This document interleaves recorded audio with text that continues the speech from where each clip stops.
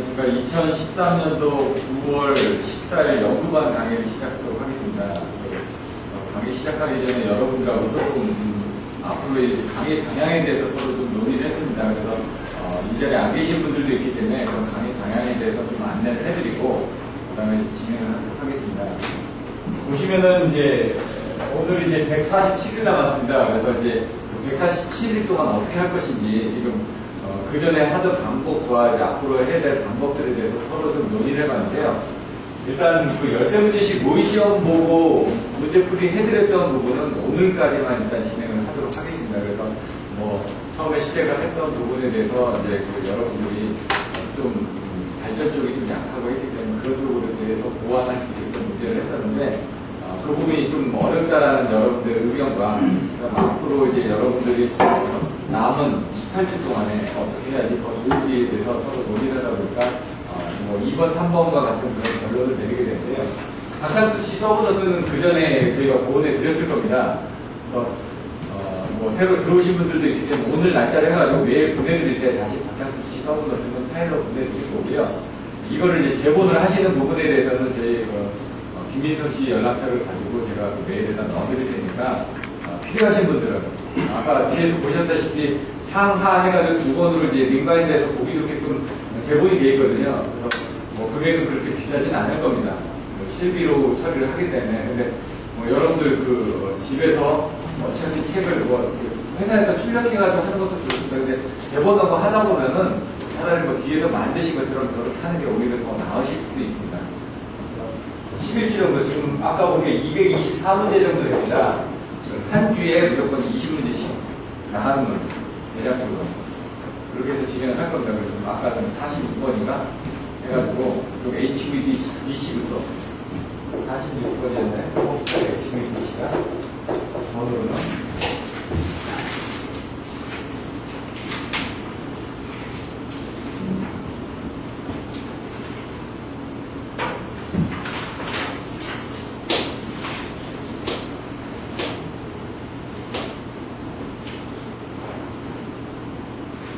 (46번이네) 46번부터 해가지고 20문제씩 해서 일단 나가는 걸로 진행을 하도록 하겠습니다. 225문제 부분에 대해서도 얘기가 나왔었는데 225문제에 대해서는 나머지 6주 동안 해가지고 풀어드릴 겁니다. 왜냐면 여기서 어느 정도 이제 10점 기준으로 해가지고 문제들을 풀어보시면 그 다음에 여기서 25점짜리로 어떻게 답을 써야 되는지 이런 부분을 아실 수가 있거든요. 그래서 이 이후에 연구반을 한다고 하더라도 225문제 부분이 제가 보기엔 좀 주가 돼야 될 것 같고, 그거는 이제 그 이후에 상황을 봐가지고 뭐 요 서브노트를 다른 걸로 또 바꿀 수도 있습니다.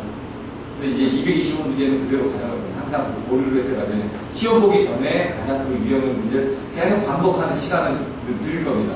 대신 이제 다른 이제 기본이 되는 문제들을 다른 걸로 또 바꾸면 되니까요. 여러 가지 유형의 다른 많이 있으니까 그렇게 해서 진행하고. 예, 오늘 이제 또 시험을 못 보셨거든요, 사실. 다음 주부터 무조건 11주 동안은 30분간 무조건 볼 겁니다. 그래서 2시부터 2시 반까지는 여러분들이 20문제에 대해서 간단하게. 왜냐면 이제 정리를 할 수 있게.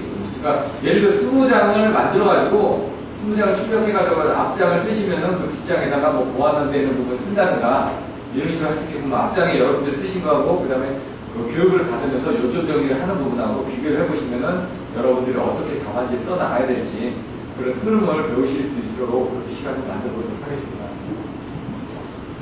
오늘은 이렇게 진행을 하도록 하고요. 기존에 여러분들한테 나눠드렸던 13문제를 진행을 하도록 하겠습니다. 근데 13문제 중에는 이제 여러분들이 못 다뤄봤던 그런 유형들의 문제가 있습니다. 그래서 그 부분들이 뭐 꼭 중요하다라고 얘기는 하기 힘든 부분도 있지만은 그런 유형의 문제를 다뤄봐야지만 여러분들이 새로운 문제가 나왔을 때 어떤 식으로 답을 쓸지 훈련이 되기 때문에 그런 문제를 넣어봤고요. 그 다음에 기존에 피레기 같은 경우는 다양한 문제를 넣어놨습니다. 그래서 피레기 같은 경우는 한 10문제 이상 나올 수 있는 부분이거든요. 그걸 다 쪼개서 오늘은 사실 주가 피레기니까 피레기는 반드시 한 문제는 나옵니다. 한 문제 나오는 거를 13문제가 아니라 총 31문제 중에 반드시 한 문제는 나옵니다. 그 한 문제가 나왔을 때 여러분들 반드시 쓸 수 있게끔 그런 부분들을 살펴보겠습니다. 내용들을 한번 살펴보도록 하겠습니다. 먼저 이제 다음 주부터 하는 내용들의 문제를 보시면 기숙사 가반지 항목에 대해서 여러분들이 30분 동안 쓸 때 아까도 잠깐 지리가 있어서 뭐 옛날에 그 시험 문제, 시험 답안지도 한번 보여드렸습니다. 보시면 7회고요. 그 다음에 뭐 시행의 자격증명, 수정 선명 이런 것들을 제대로 써라.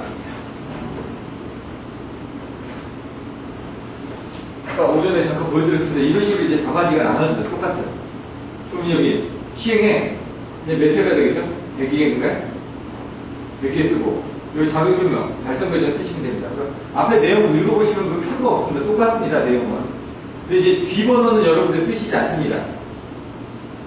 이제 넘겨보시면은 안에도 이제 설명서들이 있는데 주는 뭐냐? 예, 한 가지 필기로 가지고 계속 써라.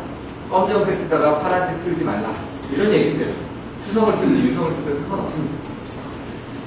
그리고 흑색 또는 청색 필기구는 한 가지 필기 공간을 계속 쓰고 나머지 뭐 연필이라든가 묵은 사인펜, 유색 필기구등으로 작성된 답안은 0점 처리됩니다. 그래서 필기구도 나눠드렸죠. 여러분들한테 리필을 해드리기도 했고요. 계속 그거 가지고 써보시고 자기한테 안 맞는다면 다른 거 쓰셔도 됩니다.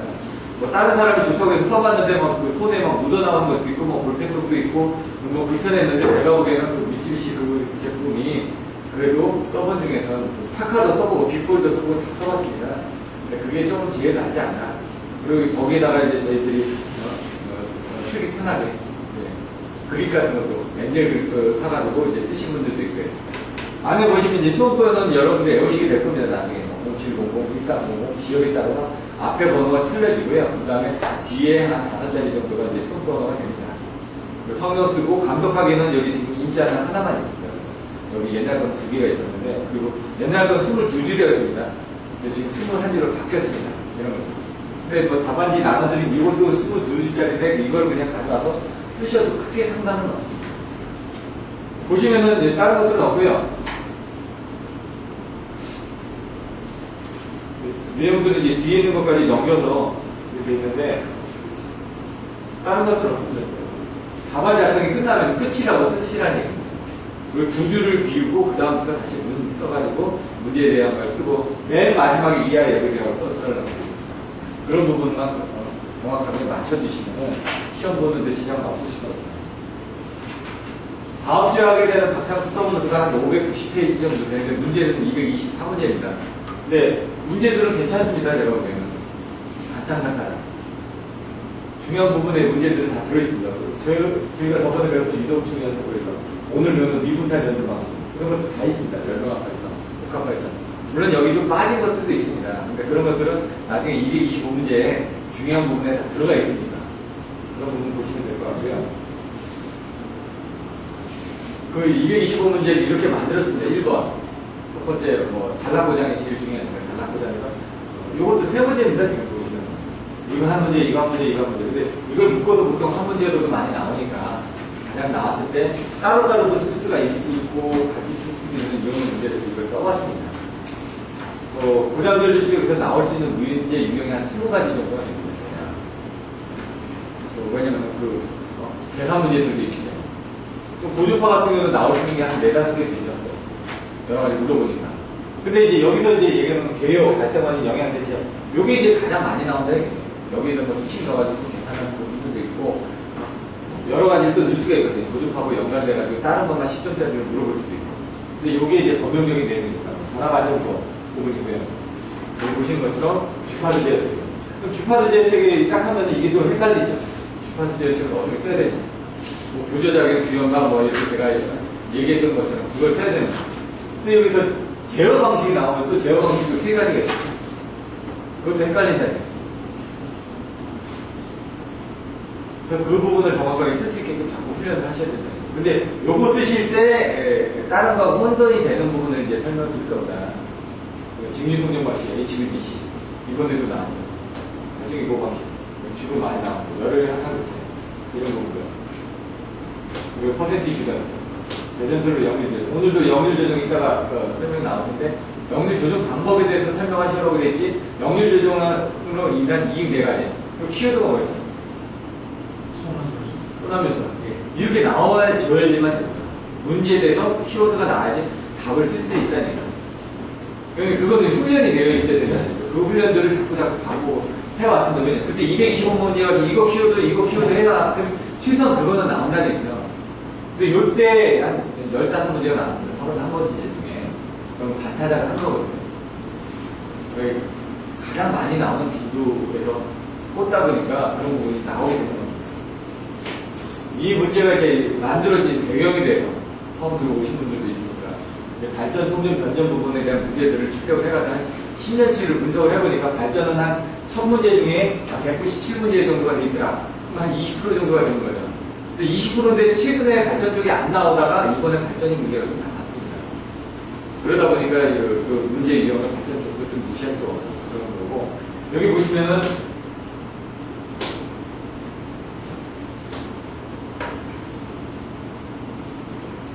보시면은 1000문제, 대략 1000문제 중에 우선순위를 딱 주니까 여기 보시는 것처럼 저희는 60점을 맞으면 되죠. 60점까지가 100문제입니다. 근데 60점까지가 안 되니까 한 70, 여기 보시면 70%나 80%까지 봐야 되겠죠. 80%까지 딱 보니까 80%까지 보니까 한 200문제가 되더라고요. 여러분들이 200문제 정도는 어떻게든 가져가야 되겠구나. 근데 50문제만 잘 찍어가지고 가져가도 거기서 많이 나올 수도 있습니다. 그러다 보니까 최소 여기 있는 100문제를 가져가야겠죠. 그러니까 100문제를 가져가기 힘드니까 이번엔 50문제만 가져가겠다.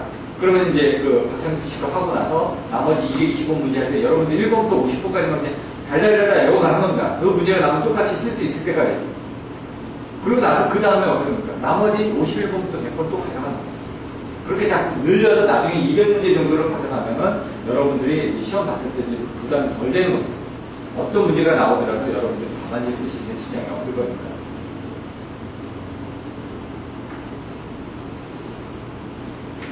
보시면은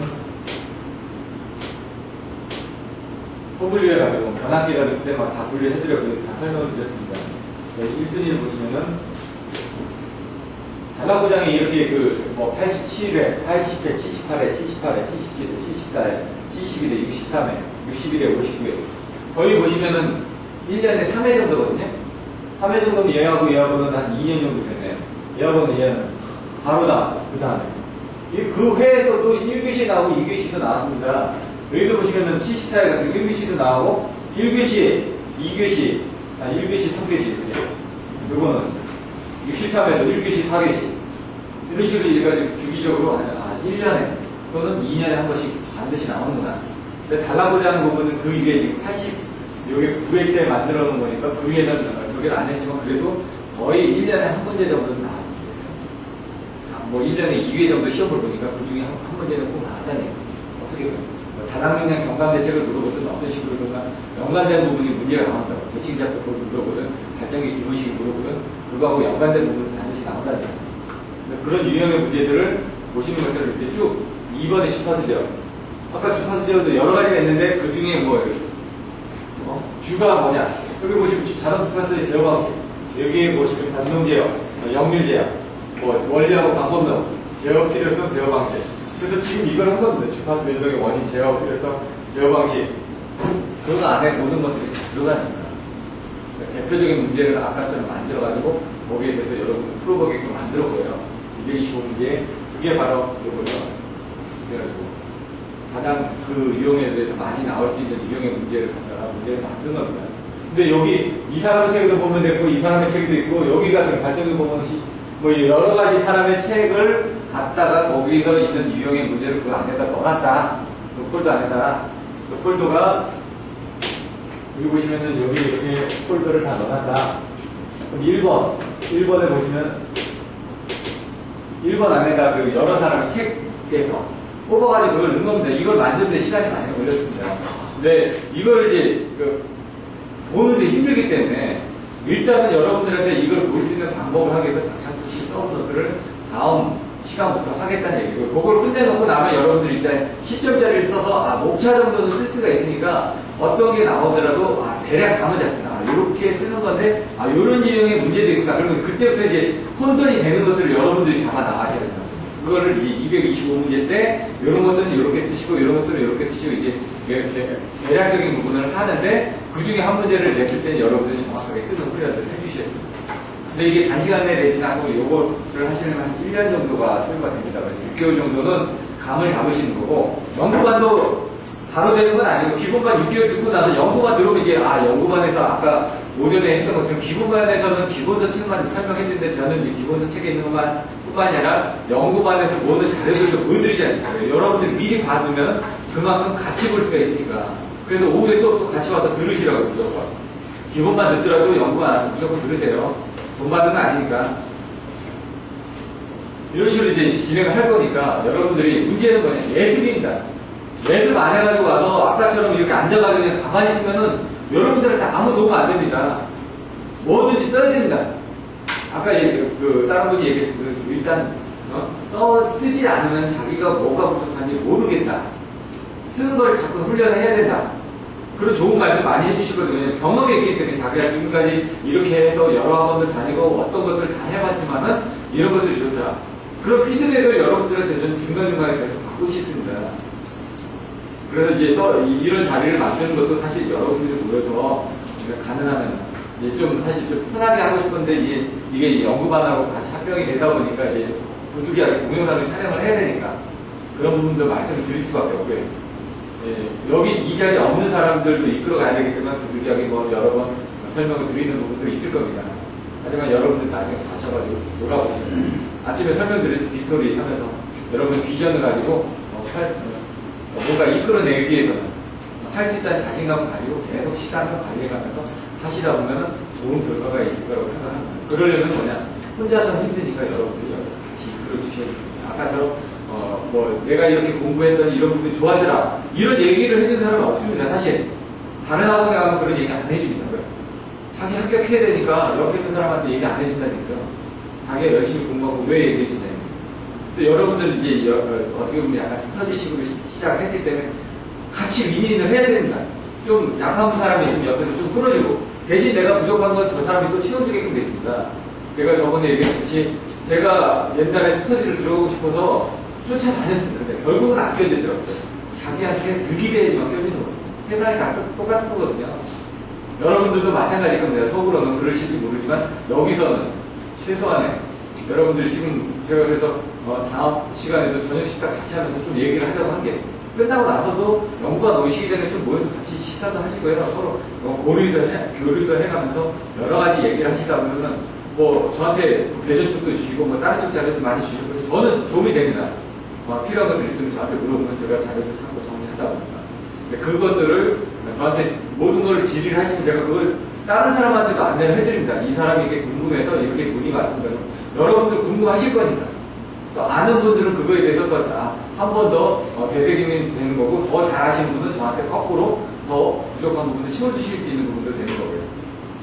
일단은 거기서 나왔던 예스 마인드를 가지고 여러분 좀 힘드시겠지만 할 수 있다는 자신감 가지고 사실은 좋은 결과가 있을 거라고 생각합니다. 이제 147일 남았습니다. 오늘 문제 13문제를 한번 살펴보도록 하겠습니다.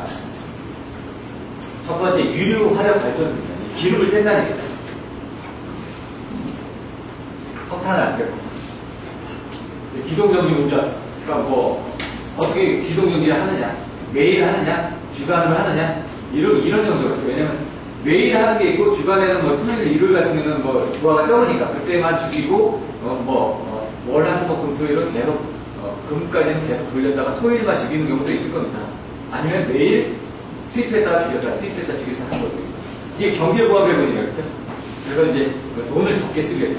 왜냐면 24시간을 계속 돌리는 것보다 8시간을 쉬고 예를 들어 아침 8시부터 밤 12시까지만 돌리고 그 다음에 껐다가 밤 한 7시부터 가동해가지고 밤 8시부터 출력을 내보내는 게 훨씬 더 경제적이다 그런 판단이에요. 그런 내용들에 대해서 설명하는 겁니다. 그래서 사실 시험 문제는 좀 옛날에 나왔던 거지 요즘 유형의 문제는 아닙니다. 하지만 이런 유형의 문제가 나오더라도 여러분들이 그런 개념을 가지고 쓰실 수 있는 훈련을 하셔야 되고요. 심야 전력 활용 방안, 이건 건축적인 쪽에 좀 가깝죠.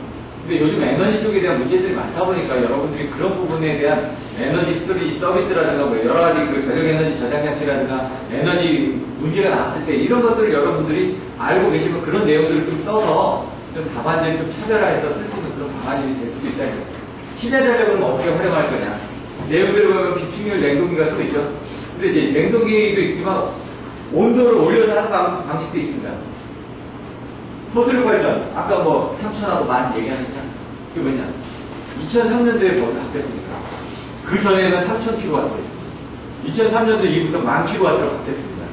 그 여러분들한테 나눠진 답안이 혹시 보셨으면 모르겠지만 앞에 건 3,000이라고 되어 있고 뒤에 건 10,000이라고 되어 있습니다. 이 자료가 90년도에 만든 자료입니다. 90년도, 2000년도 초, 2000년도 초.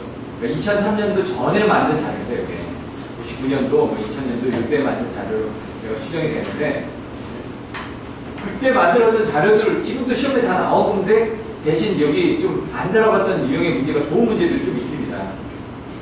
그런 것들은 나중에 시간이 되면 좀 설명드리도록 하고요. 이제 그 미국이나 일본 같은 경우는 15,000, 뭐 2만 정도 해가지고 용량들이 좀 차이가 있습니다.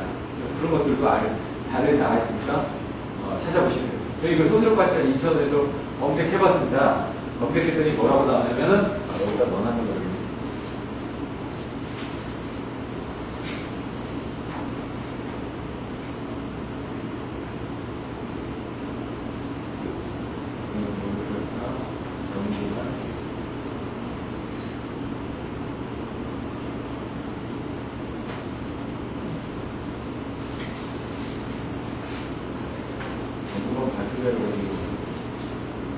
공부자료가 있는데 거기다 넣었는데 이따가 한번 다시 보겠습니다. 안 보이죠? 인터넷으로 소수력 발전 네이버에 검색하시면 잘 나와 있습니다. 펜션 수찬이 뭐 이런 부분들 거기까지 다 잘 나와 있거든요. 보고 한번 보시면 돼요. 수격 자료인 것 같아요. 아까처럼 수격, 뭐 수구 같은 거 한다고 그랬죠. 물속에서 뭐가 이제 격하게 운동하는 거죠. 수구 같은 것도. 격하게 뭘 하냐 이거죠. 뭔가 때린다 이거죠. 격하게. 물속에서. 그게 해버리는 것처럼. 그게 어떻게 되는지 이따가 보시겠고요. 그 안에 이런 부분들. 미분탄 연소 발전. 이제 탄을 잘게 쪼개가지고 연소를 시킨다. 아까 여기 다 화력입니다. 유리 화력 발전으로 얘는 연소 발전이죠. 근데 얘는 기동경기고 그냥 여기는 미분탄 연소 발전이 어떻게 이루어지는지 그런 부분을 물어보는 거예요. 원자력 발전입니다. 안전성 대처. 그럼 뭐 보이도과 통신 효과 이런 내용들이 나옵니다. 그리고 이제 긴단업이 내려가지고 긴급장치라든가 스크럼 장치, 그 다음에 다중로그역이라든가 이런 내용들이 나옵니다. 안정성이 어떻게 되어 있냐? 원자력 자체의 그 플루토늄이나 우라늄에 대한 고유의 안정성이 어떻게 되냐? 뭔가 올라가면 뭔가 떨어지게 되다. 그래서 얘는 스스로 제어가 되기 때문에 어느 정도 안정화가 된다. 근데 만약 거기에 불균형이 일어나게 됐을 때는 어떻게 대책을 해야 되냐? 그런 부분들이 나옵니다.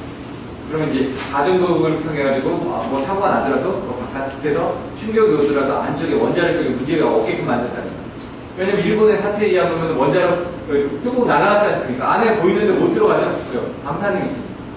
근데 그 안에 추정을 하는 겁니다. 그래.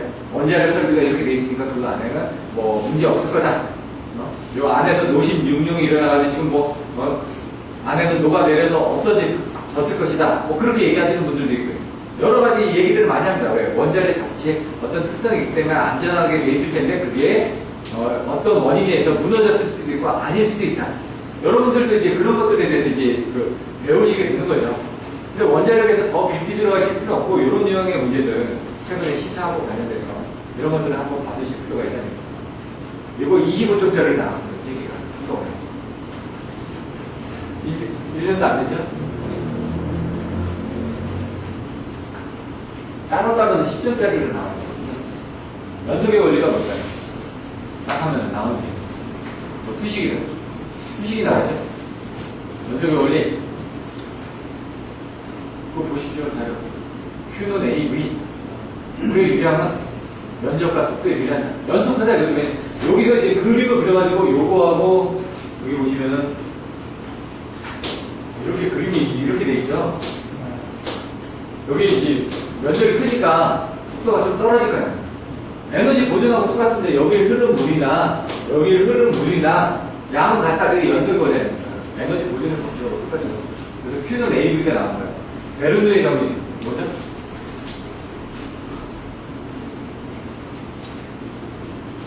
우리가 가진 위치, 압력, 속도의 에너지는 다 에너지하고 같다. 어느 일정한 위치, H라는 겁니다. 그겁니다. 그럼 토리첼리의 정리. 그걸 조금 더 응용을 한 거죠. 요걸 알아야지, 요걸 알게 되고, 요걸 알아야지, 이렇게 알게 되고 넘어갑니다. 토리첼리의 정리는 큰 수조가 있는데, 큰 수조에서 이제 위에서 누르는 압력하고 밑에서 나가는, 이것도 연수 원리처럼, 여기서 나가는 거하고 여기는 같은데 그 속도가 같다. 근데 이 위에 이 속도 부분은 아주 천천히 줄어드니까 그 속도 부분을 무시하고 여기서 나가는 속도 부분을 가지고 계산했을 때 어떻게 되겠냐 이거죠. 근데 약간의 그 위에 높이 차가 있죠. H라는 높이가 또 있죠. 그래서 수식이 또 나온 거예요. 여기는 결국은 속도, 위는 루트 뭐였죠? EGH 그거에 대해서 설명한 거예요. 여기는 H 플러스 W분의 P 플러스 2G분의 V자승은 H 그 수식이 되는데 거기서 이제 이 토리첼리의 정리 EGH가 나온 거죠. 이런 수식들이 생각이 다 되면서 최소한 Q는 AV, H 플러스 W분의 P 플러스 2G분의 V자승은 뭐 라지 H입니다. 요거 같은 거. 또 그걸 이제 나눠서 하는 부분입니다. 그런 수식들은 딱 이게 생각났을 때 떠올라져야지만 됩니다. 피레기에 대해서 설명하죠. 참 난해하죠. 피레기에 대해서 도대체 뭘 설명하라는 거야? 여러분들 생각했을 때 피레기 정석전압을 설명하는 거야? 제한전압을 설명하는 거야? 피레기 종류를 설명하는 거야? 피레기 설치 조건을 설명하는 거야? 애매하다는 거야. 피레기 종류다. 폴리머도 있고, 자기 피레기도 있고, 뭐 여러 가지 SIC도 있고, 제페노도 있고, 그런 거 하나만 해도 문제가 하나인데, 이게 애매하게 되더라고요. 그래도 여러분들이 그걸 보고, 네, 요거에 대해서 적극적으로 제한전압. 이렇게 이제 키워드만이라도 나가져야지만 나중에 그 부분이 됐을 때 여러분들이 답안지를 쓰실 수가 있는 거죠. 피레기에 대해서 뭘 써야 될지도 모르면은 나중에 못 쓴다 이거죠. 그래서 그런 것들을 피레기 딱 하면은 피레기에 대해서 뭐뭐들이 문제로 나올 수 있지는 여러분 머릿속에 놔주셔야 된다. 오늘 주는 사실 다른 거 필요 없습니다. 피레기 하나만 가져가셔도 됩니다. 전력 케이블에서 참패층 설치 원리의 효과. 아까 뭐 참패층이라고 하니까 아까 시스 유기전압도 배우셨죠? 그거하고 참패층하고 뭐가 틀릴까? 뭔가 막아주는 거죠. 시스도 막아주는 부분이 됩니다. 왜? 접지를 함으로써. 접지를 한다는 거는 뭔가 거기 유도된 걸 바깥으로 빼주는 거니까 서로 간에 이쪽으로 전달이 안 되게끔 에너지를 다른 데로 빼준다는 얘기입니다. 그런 부분이죠. 설치 원리는. 뭐 그쪽으로 대신 유도가 됐어요. 뭐 어냐. 결국 이겁니다. 차폐라는 게 뭐냐? 여러분들이 알고 있는 게 전력선 있죠? 여기 통신선이 이렇게 갑니다. 그럼 차폐선이라는 걸 설치하죠. 차폐선은 이 전력선에서 가까운 쪽에다 설치를 하는 게 좋을까요? 통신선에 가까운 쪽에다 설치하는 게 좋을까요? 그래서 통신선을 해놓고 이렇게 전력선이에요. 1번, 통신선에 가깝게 설치한다. 2번, 아무데나 설치도 된다. 3번, 전력선에 가깝게 설치한다. 몇 번이죠? 3번이죠. 왜냐면 얘가 이쪽으로 에너지가 이렇게 가면은 얘도 여기서 힘을 받았으니까 얘가 그거로 있는 반대 에너지를 갖고 오고 얘는 이쪽으로 에너지를 갖 거죠. 그럼 여기서 생기는 부분에서 여기 가깝게 생기면 요 힘이 크니까 요라는 부분에서 얘가 요만큼 빼주니까 요만큼의 조그만 힘밖에 이쪽에 이제 연결이 안 될 거니까 차폐선 원리는 그런 겁니다. 상호 유도계에서 M을 가지고 이제 설명하는 부분들 이걸 위로 설명을 드리지만 밑으로 돼 있잖아요. 그림이. 그런 것들을 봤던 것들이 생각이 나셔야 돼요. 접지장 저감 방법. 뭐 여러 가지가 있는데 결국은 뭐 접지장 저감제에 대한 설명도 나올 겁니다. 근데 이 매설 접지선을 이용해가지고 철탑 같은 경우는 접지장을 저감하게 해서 침상적 주공을 한다든가 매설 지선을 끈다든가 그런 부분들이 있는데 그냥 일반 변전소 같은 경우는 접지장 측정했을 때 안 나오는 거죠. 변도 갖다 붓기도 하고 접지공을 더 받기도 하고 접지선의 개수를 촘촘하게 하기도 하고 여러 가지 방법들이 있겠죠. 그게 안 되면 어떻게 합니까? 접지장 저감제라는 걸 또 들어가지고 옛날에 그 XIT라는 그 회사에서 했던 그런 거. 접지공 하나 받는데 1억입니다. 접지장 저감하려고. 근데 그렇게 한다는 얘기예요. 접지장이 높으면 문제가 생기니까. 통신 쪽에서 이렇게 사용했던 그런 부분이 가장 중요한 경우예요. 접지가 높다는 거는 기준전이가 높다는 얘기거든요. 그럼 트러블이 생기는 겁니다. 뭔가 이렇게. 기준점이 낮아 있을 때 거기를 기준해서 뭔가 전압이 등전이가 되고 문제가 생기지 않는데 이게 떠올라 있는 거는 다른 데하고 비교했을 때 뭔가 이렇게 전압 차이가 있으니까 뭐 허전압이 생기기도 하고 그 다음에 그 순환전류가 생기기도 하고 여러 가지 트러블의 문제가 생긴다. 센서에서 뭔가 전압이 들어와야 되는데 허전압이 생기면은 바깥에 있던 그 전압이 그쪽에 인가되다 보면 이 센서가 오동작을 합니다. 그런 것들이 이제 노이즈가 될 수도 있고 뭐 보조파에 대해서 보조파가 스위칭을 하다 보니까 유도가 돼가지고 다른 쪽에 영향을 미칠 수도 있고 여러 가지 요인들이 많습니다. 그런 것들을 방지하려면 접지장을 줄여둬가지고 그런 노이즈 자체에 그냥 기준적으로 밑으로 낮춰가지고 크기를 작게 만들어야 된다. 전력 케이블의 결함이 여러 가지 있습니다. 결함 같은 거 아침에 보이셨죠? 케이블에 대해서 나올 수 있는 여러 원인이 뭐가 있다고 그랬죠? 정기적, 열적, 기계적, 화학적, 생물학적 있고 그 안에서 이제 들어서 전기 트리, 수트리, 화학 트리 이런 식으로 이제 또 나눠지는 거죠. 먼저 열화 원인 대책하면은 열화 원인은 벌써 이제 정기적, 열적, 화학적, 생물학적으로 크게 분류를 하고 그 안에서 정기적인 부분, 그다음에 물에 관련된 부분, 화학적인 대한 부분, 그게 이제 표면에서 나느냐, 중간에서 나느냐, 경계면에서 나느냐 이렇게 해가지고 여러분들이 나눠주셔야 된다고 그랬죠. 자꾸 반복을 하면은 이제 조금 더 될 겁니다. 전류기를 사용 중에 개방해서는 안 되는 일이에요. 왜 안 될까요?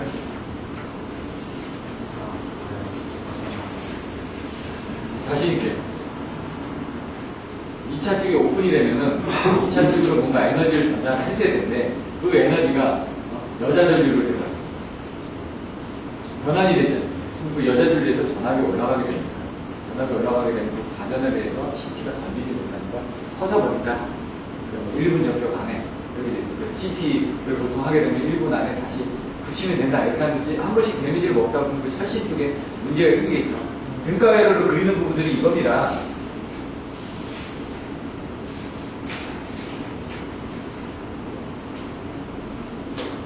일차층, 2차층, 그 다음에 여기 여자들.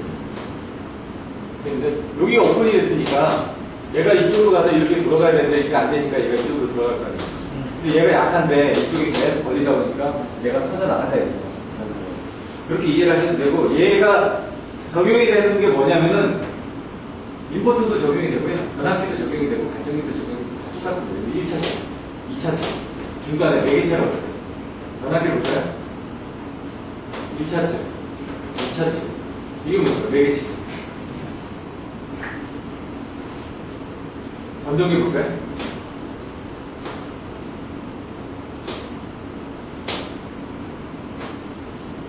여기 1차층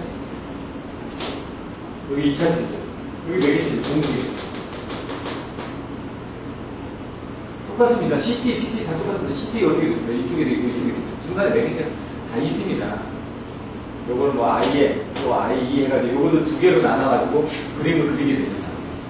그 나중에 그림을 그리게 되는 거여서 이렇게 해서 이렇게 되는데 하나는 이렇게 가고 하나는 이렇게 가고 뭐 이렇게 이런 그림들이 있습니다.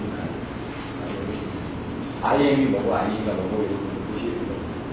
네, 인버터도 여러분들 아시는 것처럼 VVVF가 있죠. 인버터 제어하는 부분이 1차원적으로 해가지고 베리어블 프리퀀시입니다. MS도 이건 뭐 시험하고 좀 상관없지만 알아두시면 P는 120분의 X거든요.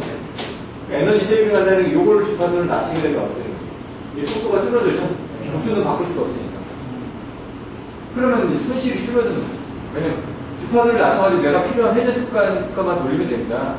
내가 1층에서 20층으로 물을 올려야 된다. 그럼 200번을 더 올려야 된다. 근데 나는 1층에서 10층까지만 보내주면 돼요. 100번만 돌려주면 되거든요. 회전수가 줄어드니까. 200번 안 가고 100번을 세이브한 거니까. 그러니까 에너지가 세이브되는 거예요. 이게 주파수를 변하는 요게 바로 인버터입니다. 여러분 보시면 이제 에어컨에도 인버터형 에어컨 있죠? 바깥에 그 팬을 돌리지 않습니까? 온도가 떨어지면 얘가 그 온도에 따라서 팬이 그냥 계속 일정하게 돌렸는데 온도수가 떨어지면 얘가 팬 속도가 천천히 들어가는 거예요. 천천히 들어가는 건 뭐냐? 전기가 세이빙이 된다는 거예요. 근데 이제 인버터에 보면 벡터 제어라는 게 나옵니다. 그건 뭐냐? 이런 식으로 이제 주파수를 제어하는 거 외에 여기에 자석을 제어하는 거 있죠. 여기 아까 얘기한 여기 자석 부분은 어차피 1차 전류라는 게 여기에 뭔가 토크를 더 넣어주는 거예요. 여기 부분을 하나 더 밀어주면 내가 이제 보통 얘기하는 일상한 그 크레인 같은 거를 하나는 내리고 하나는 올리는 부분이 있어요. 그럼 내리거나 올리거나 이거를 보시면 이렇게 합니다. 여기는 앞으로 가는 거, 얘는 뒤로 가는 거. 이건 뭐 Q1, Q3라고 얘기했는데 이 2개밖에 못합니다. 딴 거는. 사상한 제어가 된다는 건 얘가 가는데 이걸 못 가게 이렇게 막는 힘이 생기고 얘가 거꾸로 가는데 이걸 또 못 가게 이렇게 막는 힘이 생기고 여기 부분이 벡터 제어를 해가지고 아까 여기처럼 여기 공구를 넣어가지고 뭔가 토크를 생기는 부분은 또 하나를 넣었다 뺐다 하면은 토크도 더 세게 할 수가 있고 부드럽게 할 수도 있고요. 그래서 얘 같은 경우는 벡터 제어라고 하죠. 아까 얘기했듯이 하나는 요거 같은 경우는 이제 주파수 하나만 하는데 얘는 주파수뿐만이 아니라 여기 토크까지 5가지 해서 여기 2개를 제어한다고 해서 벡터 제어라고 합니다. 이런 걸 전동기기를 쓰게 하려면 어떻게 합니까? 회전자기를 공략한다는 거예요, 사실. 회전자기를 막아주면 되겠죠. 뭐로? DC를 여기다 흘려주면은 회전자기를 막혀줍니다. 그렇게 뭐 쓰는 방법도 있고, 여러 가지 뭐 쓰는 방법들은 많이 있습니다. 근데 이걸 오픈루프로 하거나 클로즈루프로 하거나 센서를 달거나 아니면 센서 베이스를 달거나 해가지고 여러 가지 부분들이 많죠.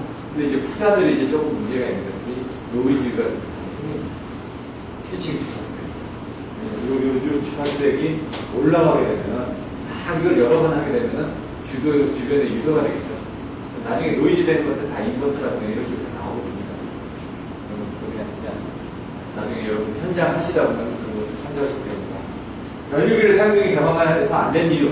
아까처럼 소선이 된다. 근데 왜 소선이 되느냐? 왜 소선이 되느냐? 가전압이 생긴다. 그러면 왜 가전압이 생기냐? 거꾸로. 여러분들이 여기서부터 이렇게 가는 게 아니라 여기서 하는 결론도 알고 거꾸로 오는 방법도 중요하죠. 왜? 이렇게 가다가 안 헤어질 수가 있거든요. 그럼 이렇게 가고 얘는 또 이렇게 간다. 그럼 중간에 모르는 거 대충 넘어갈 수도 있다. 그냥 여기는 그냥 이렇게 넘어가는 거야 하고 자기가 잘 모르면 일단 전체적인 걸 알아야 돼요. 이것도 차근차근히 하다 보면은 이걸 모를 수가 있습니다. 차근차근히 하는 거면 결론부터 그러니까 뭐야? 결론이 뭐야? 이렇게 얘기해요. 할 수 있다는 거 없다는 거 없어 알았어 가봐 할 수 있으면 어떻게 할 수 있어 이렇게 물어보는 거죠. 근데 이제 이거를 앞으로 이렇게 해가지고요 이렇게 하면은 이렇게 해서 할 수 있습니다. 그게 늦지 않은 얘기죠. 그러니까 상황에 따라서 여러분들 공부를 하실 때도 결론부터 해가지고 거꾸로 오시는 게 이해하기 쉬울 수가 있습니다. 영리를 제어한 거 영리를 어떻게 제어하느냐 여기서도 뭐 영리를 직접적으로 제어하느냐 간접적으로 제어하느냐 영리를 제어하기 위해서 어떻게 하느냐 무효전력을 집어내야겠죠. 무회전력을 집어넣어서 어떻게 제어하느냐, 전압을 올려주냐, 아니면 무회전력을 제어하느냐, 뭐 직접적으로 제어한다 그러면 변압기에 탭을 제어한다든가, 아니면 뭐 조상기를 쓴다든가, 여러 가지 내용들을 나오겠죠. 그런 내용들에 대해서 여기서의 관점은 사실 좀 옛날이지만 또 관점이 또 좋습니다.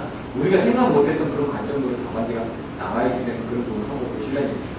근데 이제 여러분들이 요즘 쓰고 있는 그 답안지들은 그런 것들을 다 배제한 채 요즘 나와 있는 답안지를 보시면은 조금 시각이 이렇게 되어 있습니다.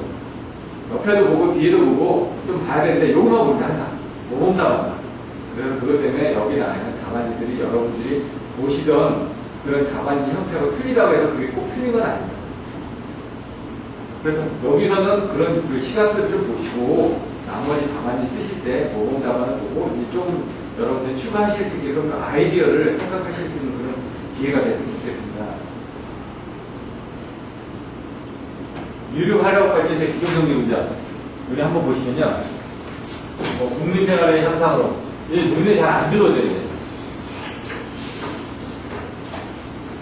여기도 보면 1, 2, 3, 4로 하라고 그랬죠? 1, 2, 3, 4. 냉방부와 급격 증가. 뭐 이런 식으로. 국민생활 수준이 항상 이렇게 하지 말고 1을 해놓고 냉방부와 급격 증가. 그래서 선두가, 필요성, 요구. 뭐 이런 식으로 해가지고 간단하게 해서 보여주면 된다는 얘기죠. 그 다음에, 그거는 주야간, 평일때, 부하격차 심화, 뭐 이런 식으로. 눈에 딱딱 들어오게끔 써지는 여러분들만의 단어로 너무 어렵게 쓰실 필요 없고요. 구주는 조금 보기 흉할 수도 있습니다. 눈에 잘 안 들어옵니다. 그래서 여기서 1 배경이고 1, 2, 3, 4 해놓으면은 그런 답안지 형태로 여러분들 바꿔 나가시는 얘기입니다. 이걸 보고 보시겠다는 하는 게 아니라 제가 얘기했던 것처럼 다른 세계 지금 그 다음 주부터 박상수 씨거 가지고 이제 한다고 했죠. 그걸 고지문대로 쓰는 게 아니라 그걸 한번 요약해서 한번 써보는 훈련을 하시라는 얘기죠. 거기서 키워드를 뽑아내는 훈련을 여러분들이 이해하시는 수준만 모든 걸 다 똑같이 적으라는 게 아니라 여러분들이 이해하시는 수준만 한번 적어보고 나 이거 모르겠다 그럼 모르는 거를 이제 여러분들이 아는 게 중요하다는 거예요. 그럼 그 다음 시간에 갔을 때 여러분들 그 부분이 왜 이런 용어를 썼나요? 그걸 이해하시게 된다는 얘기예요. 그러면 이제 그 부족한 빈칸을 채워나가게 되는 겁니다. 기저부하의 전선설계 점유율을 증가하여 중간부하의 유류 화력의 출력이 불가피하다. 왜냐면 여기 유류 화력이라고 하지 않았습니까? 처음에 원자력이 기저부하가 되겠죠? 그 다음에 화력이 되겠죠? 근데 얘도 화력인데 뭐냐? 유연탄, 무연탄, 역청탄을 쓰는 게 아니라 기름을 떼는 거. 가격이 더 비싸죠. 이거보다 당연히. 하지만 왜? 부족한 부분을 빨리 채워주게 해서. 그때 설명드렸던 것처럼 미분탄도 처음에 태울 때 어떻게 했는가요?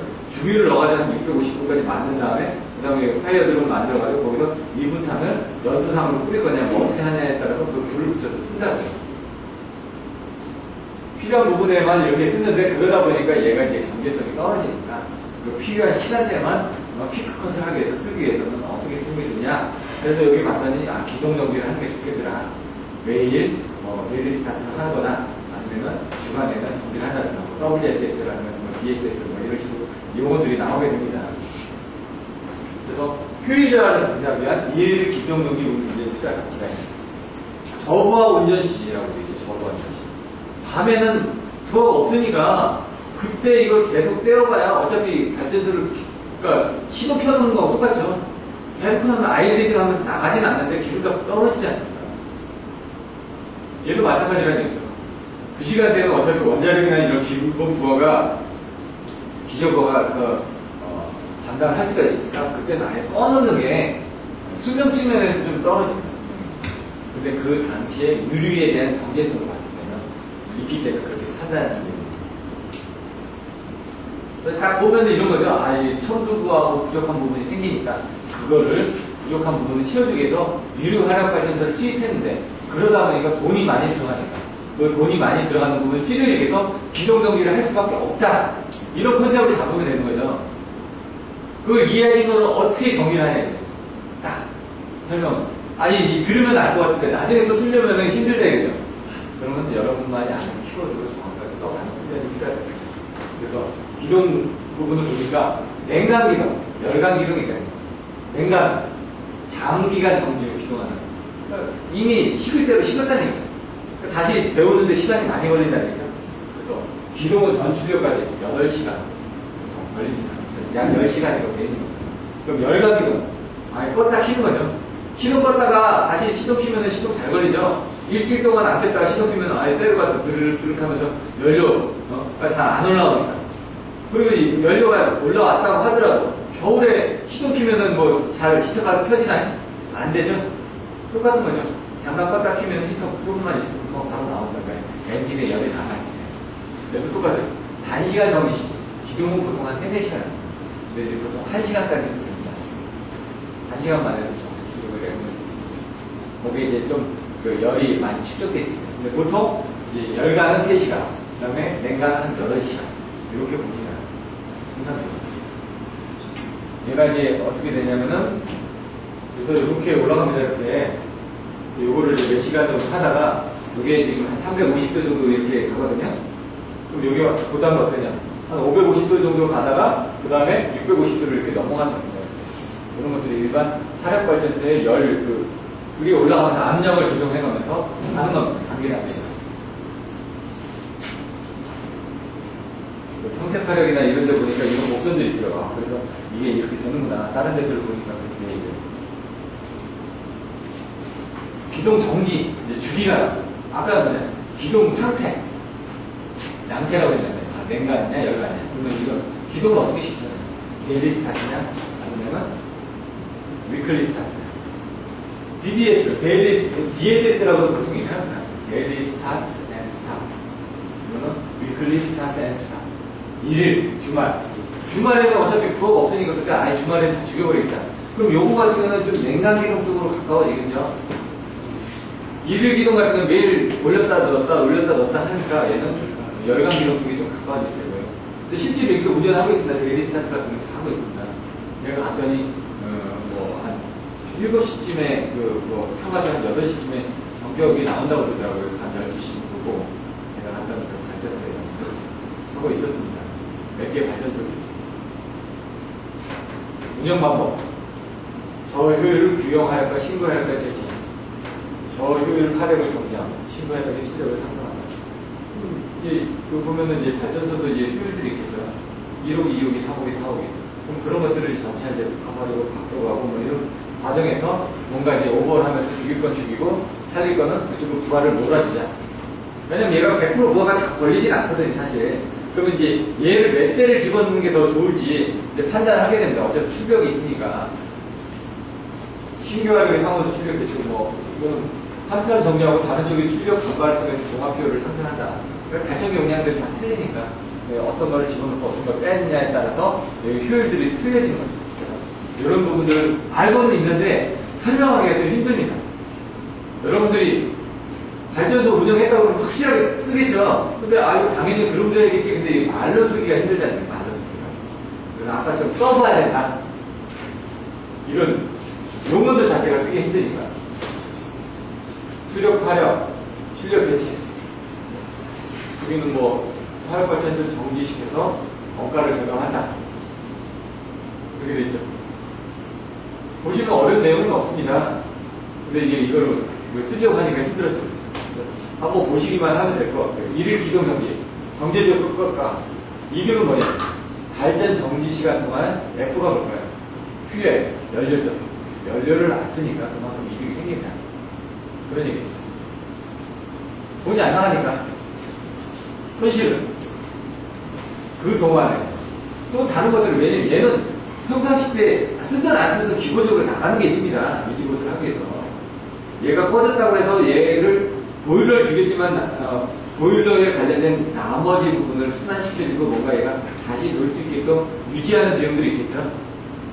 연료는 정지됐지만 전력 용서 수처리 이런 것들에 대한 것들을 또 써줘야 되겠죠.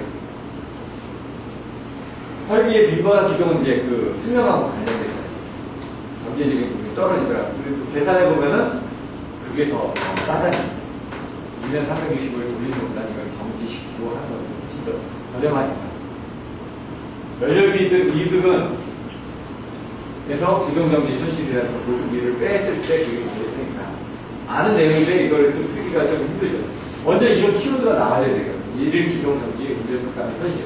그러면 이제 여러분들 거기서 기동 정지할 때 경제효과는 이렇고 거기에서 손실이 이만큼 생기니까 우리 쪽은 얼마만큼 경제성이 있다. 이렇게 쓸 수가 있거든요. 그래서 이런 키워드들을 여러분들이 뽑아내는 것들이 정말 중요합니다. 이게 어렵거든요.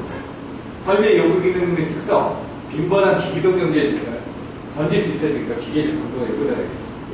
기동 시간이 짧아지면 아까 좀 데일리 스타트 하니까 유료 기동은 데일리 스타트 한다고 그랬으니까 아까 제가 원스타트는 3시간이라고 그래서 어떻게 됐죠? 1시간 정도 기동한다고요. 그동안에 기동할 수 있게끔 뭐가 나머지 부분을 쓰고 있는 겁니다. 왜? 얘가 쓰더라도 아예 차갑게 돼 있는 게 아니라 아까처럼 배관 쪽에 펌프 쪽에 뭔가 순환수도 있고 그런 상태에서 보일러를 띄워봐야 되겠죠. 아까 650도에서 100도 정도로 떨어져 있다. 그러면은 다시 350도, 650도 이렇게 만들기 좋은데 그게 아예 0도로 떨어졌다. 그러면 문제가 되겠죠. 100도까지 다시 또 끌어야 되니까. 그런 것도 이제 틀리게 되거든요. 나머지 기동정시 운전 조정이 용이할 거. 가마 운전이 가나요. 아까처럼 압력이 세기 때문에 압력이 이제 그 온도가 올라오면서 압력이 세지거든요. 아까 중간 압력, 그러니까 나중에 이제 발전소가 있으면 압력 부분이 배관이 나오는데 3개 정도가 나옵니다. 그게 뭡니까? 처음에 들어갈 때 HP로 들어가죠. 그 다음에 뭐죠? IP로 들어가죠. 그 다음에 LP로 나오죠. 그래서 이제 과열기, 제열기, 그 극서가열기 통해가지고 복수가 아니고 여기 보일러가 있으면은 저번에도 한번 설명드렸지만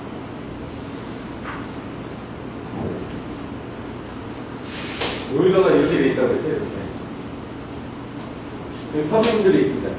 HP, IP, LP. LP 통하면 여기 발전기가 연결되어 있죠. LP에서 빠져나면 여기 복수기가 있죠.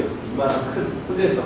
물이 들어가면서 물에 의해서 연락차가 생기니까 여기는 300도씨였다. 보통 여기로 들어갈 때가 650도씨거든요. 여기는 한 550도씨 됐다가 다시 내려가서 다시 한번 나올 때 여기 350도씨가 되는데 350도씨가 이렇게 들어가면서 650도가 돼가지고 이렇게 나오는 거죠. 그럼 여기는 물로 냉각이 되니까 여기는 한 30도나 50도나 이렇게 되겠죠. 그럼 요 연락차만큼 열을 빼앗아 갔으니까 그 연락차만큼 얘가 유속이 빨라진 거예요. 그러면 얘 터빈은 더 빨리 돌려지죠. 복수기 쪽에서 여기서 냉각해가지고 물을 바깥으로 빼지는 거죠. 여기 물이 들어가지고 냉각된 물을 바깥으로 빠져나가고 여기 바깥에 이 안에 물만 계속 돌아나가는 거죠. 그러다가 이제 물이 부족하면 여기서 또 채워넣겠죠. 중간에. 여기서 나오면은 급수가 여기가 급수를 이제 보내줘야 된다. 펌프질에서. 펌프를 해서 보내주는 게 뭐 저압 1, 2, 3, 4, 뭐 고압 5, 6, 7, 8 이렇게 있잖아요. 근데 저압 쪽에서는 압력이 작은데 이제 고압 쪽으로 보내줄 때는 아까처럼 물 안에 뭐가 있으면 터지면서 뭐 부식도 일어나고 뭐 이런 부분이 있다고 그랬죠? 여러분 보일러 안에도 보시면 세관 작업할 때 안에 뭐 약품들을 집어넣습니다. 안에 부식되고 이런 것들 다 꺾어내려고 깎아내려고. 근데 이제 중요한 게 뭐냐? 산소 때문에 용전 때문에 산소가 이제 용전돼 있으면 그런 것들에 대해서 부식이 일어나요. 그럼 여기에 뭐가 있냐? 탈기계가 뭐냐? 산소를 빼주는 거죠. 여러분들 집에 보일러에 에어 차면 어떻게 합니까? 보일러 잘 들어가나요? 안 들어가죠. 그러니까 어떻게 합니까? 이제 삑삑삑 눌러가지고 밑에서 이제 물 빼면서 공기방을 빼내죠. 그래야지 보일러가 잘 들어가니까. 얘네도 마찬가지입니다. 공기방울 들어가면 잘 안 되니까 여기서 들어가서 보일러 이렇게 들어가가지고 여기서 막 배관들 막 쫓아서 앉아서 왔다 갔다 하게 되고 여기서 여기 미분탄을 넣든 유연탄을 넣든 아니면 유리를 넣든 여기서 뭐 파이어볼이 나오면서 파이어볼이 이 안에 있는 물을 데워주겠죠. 물이 데워지면 이게 나갔다가 다시 뭐 과열기통에다가 여기 통해서 나오면 제열기통에다가 여기 보시면은 이제 공기가 또 이쪽 연쇄 공기가 들어가야 될 거 아니에요. 그럼 여기 배기가스 나오는 부분에다 공기가 이렇게 그래서 배기가스가 또 나와서 이렇게 또 터빈들을 이렇게 돌려줘야 될 거 아니에요. 증기들도 있고 배기가스 돼가지고 나가는 부분들이 있고 연도를 해가지고 그럼 그 배기가스에 열을 하는 부분이 여기 저탄 공기에 여기 급수가 여기 들어가는 물도 뭐라고요? 따뜻하게 보내주면 빨리 올라갈 거 아니에요. 여기 급수가열기가 있는 건데 이렇게 화력발전은 이렇게만 머릿속에 집어넣고 있어요. 그리고 보일러 있지, 그 다음에 HP, IP, LP에서 이렇게 나가는데 복수기 있고 복수기에서 급수가열기 통해가지고 여기 트랜딩이 있고 올라가면서 여기 저탄기 공기에 급수가열기가 여열해수 장치다. 그럼 여기 과열기, 제열기가 있지. 이런 정도만 알고 계시면 됩니다. 근데 여기 이제 드럼이 들어갔냐? 아니, 관리보일러가 들어갔냐? 뭐 이런 식으로 또 나눠지겠죠. 그런 컨셉을 가지고 여러분들 공부를 하시는 겁니다. 좀 어렵지만은, 이제, 거기서 이제, 화력발전도 요걸 가지고 이제 응용을 해가지고 이제 가시면서, 막, TS 선도라든가, IS 선도라든가, PV 선도라든가, 이런 것들을 이해를 하시고, 또 랭킹 사이클이라든가, 이런 것들을 보셔야죠. 근데 저도 그게 헷갈리죠. 그래요. 해보질 않았으니까, 이론적으로만 보니까. 근데 요거는, 그냥 이해가 되거든요. 이 정도는 맨날 보는 발전소가 그런 형태로 돼 있다는 건 아는데 문제는 이제 세부적으로 안에 있는 걸 못 보니까 그냥 이렇게 된 거고 요거에 대한 자료들이 있습니다. 여기서 뭐 급속기동 내는 바이패스 시스템 중간중간에 뭔가 걸리면 바이패스를 해줘야 되겠죠. 물론 여기 이제 세부적으로 더 있습니다. 뭐 CWT도 있고 뭐 WWT도 있고 뭐 쿨링 워터 그래가지고 뭔가 펌프질하는 그런 부분들에 대한 상세한 부분들이 또 있습니다. 발전소에서는. 그런 것까지 다 알 수가 없고 기본적인 흐름만 보시면 됩니다. 향후 전망 유연탄 화력은 왜 기동정지용으로 부족할까요? 화력이 떨어지니까 기동정지하려면 빨리 떼워줘야 되는데 유연탄은 뭐라고요? 무연탄, 이연탄, 역청탄 이런 것들은 그 안에 그 화력이 떨어집니다. 그리고 기름이 뭡니까? 화력이 좋죠? 그러니까 이걸 떨어지니까 LNG 복합화력으로 타전등에서 이런 부분들이 있기 때문에 문제가 있다. 또 뭐 여기 보시면은 많은 제약이 괜찮을 것 같다. 같이 쓰니까 얘들 비교적 높은 발전효과 LNG 복합화력이 뭐죠? 가스를 넣어가지고 뗀다니까. LNG 가스.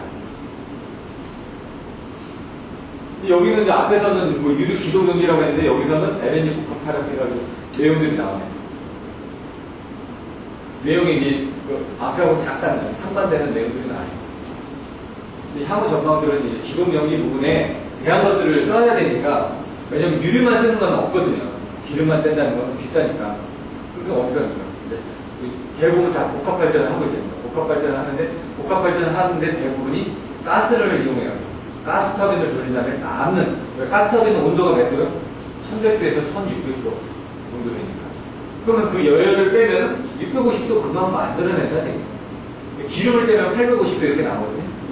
그러니까 기름을 떼서 여열을 한다. 그거는 조금 힘들죠. 1000도씨가 넘어가는 게 떨어져서 650도를 만드는 게 쉬운데 850도에서 뚝 떨어지면 한 300도씩 떨어져거든요. 300도, 500도씩. 아까 얘기했듯이 350도 갔다가 550도 갔다가 650도 가는데 뚝뚝 한 200도, 300도 떨어지잖아요. 800도씨에서 막 400도로 떨어지면 500도로 떨어지면 그걸 다시 또 올려서 하려면 또 그런 부분들이 들어간다는 거예요. 그걸 올리기 위해서 뭔가 또 다른 설비를 생각해요. 여기서는 그런 내용을 쓴 게 아니라 나중에 이게 지금은 유리발전소 중간중간에 대인지 스타트를 쓰고 있는데 사실은 그런 부분들조차도 이제 그 LNG를 이용해서 복합화력을 쓰는 거예요. 기름보다는 이제 가스를 이용해가지고 복합화력을 쓰면서 같이 쓰고 있다. 이런 내용들이 나와요.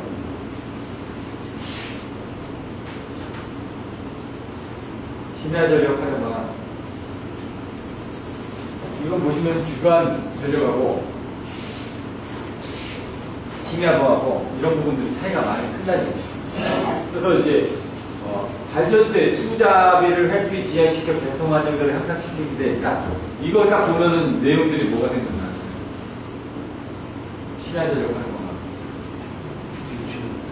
빙충이 말고 또 발전배전에서 나머지는 문제. 예? 예? 수요 관리. 수요 관리가 더 문제가 많이 나와요. 이거 딱 보면은 투자비 회피 지연시켜. 이거 딱 보면 아, 이거 수요 관리나 네. 전선배 평투지 협의죠. 뭐라고 했죠? 전기 사용자의 소비 패턴을 변화시켜서 투자를 지연시켜서 회피시켜서 비용을 절감하게 한 활동이 수요 관리라고. 이거 딱 그러니까 이런 용어들을 다른 데서 갖다가 이렇게 다 쓰는 겁니다. 다 어떤 용어든 간에. 근데 그게 익숙해지셔야죠. 그러니까 어떻게 해요? 저도 모르니까. 외우는 겁니다. 전선배 평수지 효비죠. 수요가 딱 나오고. 직접 제어, 간접 제어 해가지고 뚝뚝뚝뚝 나오고. 그게 바로 이제 문제네요. 문제 나왔을 때 뭘 쓰고 이렇게 머릿속에 그걸 만들고 계속 암기하고 훈련하고 했을 때 그 시험장 가서 여러분들 딱 문제 나오면 짝짝짝짝 나오는 거죠. 근데 그게 암기가 안 된 상태에서는 안 써지니까 그 암기를 시키려고 그 키워드를 만들어주고 자꾸 설명을 드리는 거예요. 그래서 그런 유형에 나왔을 때는 난 쓸 수 있다는 자신감을 가지시라고. 근데 이런 것들이 참 힘듭니다. 제가 봤을 때도 심야전력 활용망은 이거 좀 빙충열인데 저희하고 좀 안 맞거든요. 근데 여기서도 보면은 그런 내용들이 나와 있으니까 여러분들이 나중에 이런 내용들이 나오더라도 여러분들이 알고 계시는 그 수요 관리의 내용을 갖다 쓰시면 됩니다. 심야전력 활용이 수요 관리 때 어떤 부하 이전이죠. 그러니까 지금 여러분들이 그런 훈련을 하시라는 얘기예요. 나머지 효과적인 부하 관리인데 파괴시 최대 부하를 없애고 동계시 최소 부하를 구현시켜줍니다. 이게 최대 부하 이전이죠. 수요 관리에 나오는 건 있지 않습니까? 여러 가지. 전략적 소비 전략, 전략적 소비 증대, 이런 식으로 가변 부하 증대, 가변 부하 조성 뭐 이렇게 해가지고. 그거의 내용들을 여기다 써서 넣으시면 됩니다. 심야전력에서 나중에 모르시면은, 이거 몰라서 나 못 써가 아니라 여러분들이 알고 있는 내용을 최소한에 써가지고 어떻게든 말을 만들어내는 훈련을 하셔야 된다는 얘기죠. 여기서 남아있는 이런 것들 보시면, 요건 난 이렇게 쓸 수 있겠다라고 생각하시는 그런 과정 때문에 이 문제를 넣은 겁니다. 사실. 문제적으로는 이게 좀 안 맞는다고 하더라고요. 여기 보시면 동계 온수 보이고, 하계, 아까 빙충력입니다.